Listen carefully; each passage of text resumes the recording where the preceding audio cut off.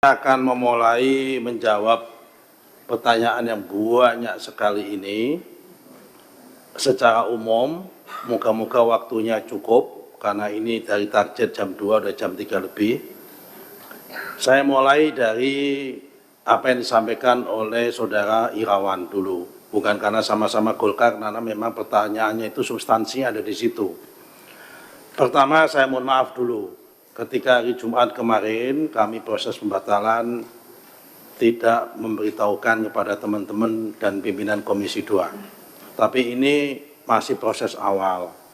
Nanti ada proses selanjutnya, insya Allah akan kami undang teman-teman Komisi 2 dan pimpinan Komisi 2. Mungkin kalau Komisi 4 kemarin waktu meninjau ke sana momentumnya pas kunspek. Nah, mungkin pas ada kunspek kita samakan di situ atau bagaimana ini kita atur bersama. Karena itu saya mohon maaf yang hari Jumat kemarin karena memang kami butuh quick respon untuk mengembalikan kepercayaan publik, sehingga kami mohon maaf tidak sempat ngasih tahu kepada Pak Ketua dan Bapak-Bapak yang lain. Kenapa cuma 50? Ya itulah Pak, tadi saya katakan prosesnya memang tidak gampang untuk membatalkan satu sertifikat itu karena katun. Keputusan tata usaha negara itu memang harus mengkonfirmasi satu persatu. Itu pun dari yang 50, ada mereka yang tidak rela dibatalkan. Dan itu kami paksakan. Dan memang ada potensi dan celah untuk mereka untuk melakukan gugatan ketun. Tapi kami yakin kalau ditun itu kita kuat karena memang fakta materialnya memang mendukung untuk itu dibatalkan. Itulah Bapak-Bapak sekalian, saya terima kasih sekali sama Pak Irawan mengingatkan ini. Kenapa kalau orang Jawa bilang kita tidak bisa sakdek saknyek langsung batal semua, itu nggak bisa. Karena memang proses tata usaha negara itu harus kita lalui. Bahkan kami kan menggunakan jangan sampai kita itu ingin memberantas kebatilan tapi dengan menggunakan cara yang batil juga kan nggak boleh. Kita harus dengan memberantas kebatilan tapi dengan cara yang baik dan cara yang benar begitu.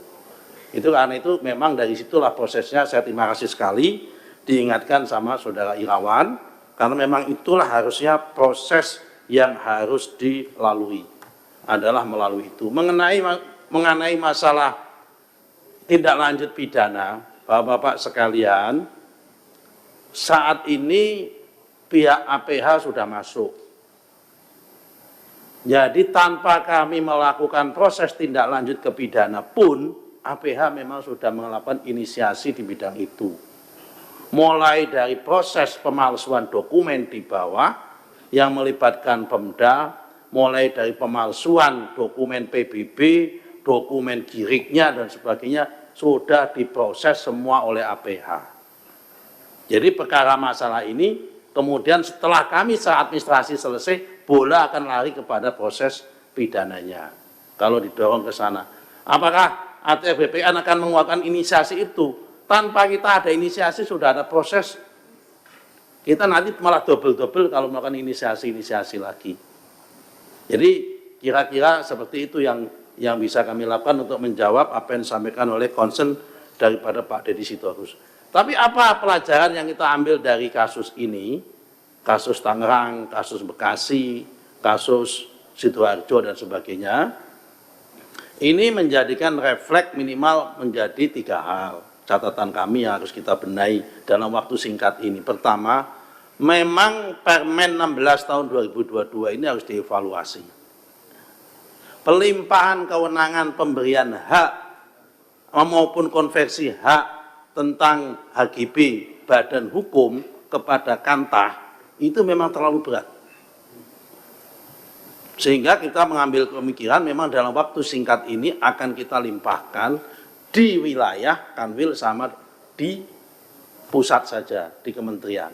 Untuk yang pemberian hak HGB mulai 0 sampai 5% mungkin ada di yang badan hukum, mungkin ada di provinsi.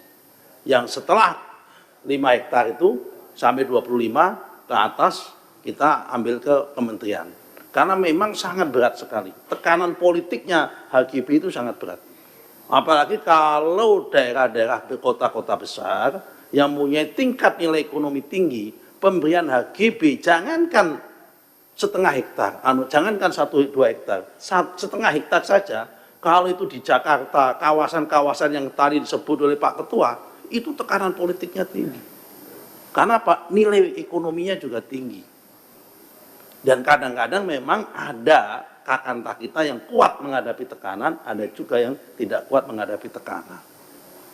Karena tadi memang kalau kita bicara masalah kasus Tangerang, belajar dari situ, secara prosedur, secara legal, secara yuridisnya lengkap, secara administrasi. Jadi ada juga mereka membayar PBB juga, ada PBB-nya. Saya nggak tahu juga kenapa laut ada PBB-nya. Jadi ini kalau memang ini melibatkan banyak pihak, ya memang betul melibatkan banyak pihak. Ada sertifikat gizinya, ada dokumen keterangan, ada lengkap.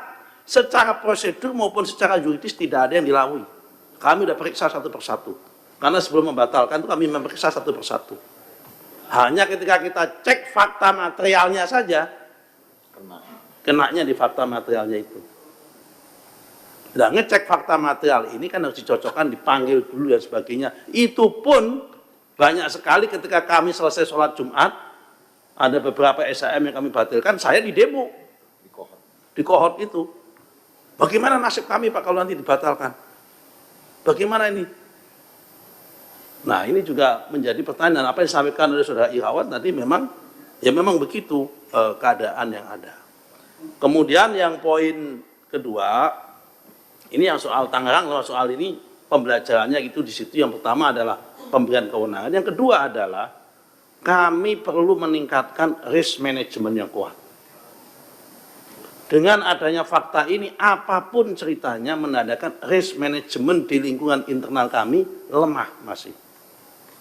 Berangkat dari sini, kami akan mewajibkan semua pejabat yang punya otoritas, baik itu kasih maupun kepala kantor, maupun kanwil, maupun kabid, maupun direktur, maupun dirjen, mulai tahun ini akan kami wajibkan harus ikut dan wajib lulus pelatihan sertifikasi manajemen risiko. Persis mau saya berlakukan seperti pengelolaan lembaga keuangan baik bank maupun non-bank. Di bank itu, karena juga pelayanannya sama, itu sama.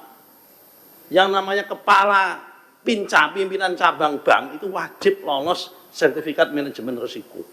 Karena mengelola duit uang ini sama aja, ini mengelola aset orang.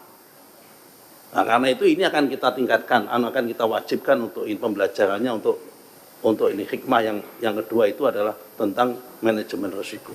Yang nomor 3, memang APIP kita, ya kan, inspektorat kita memang harus lebih ketat.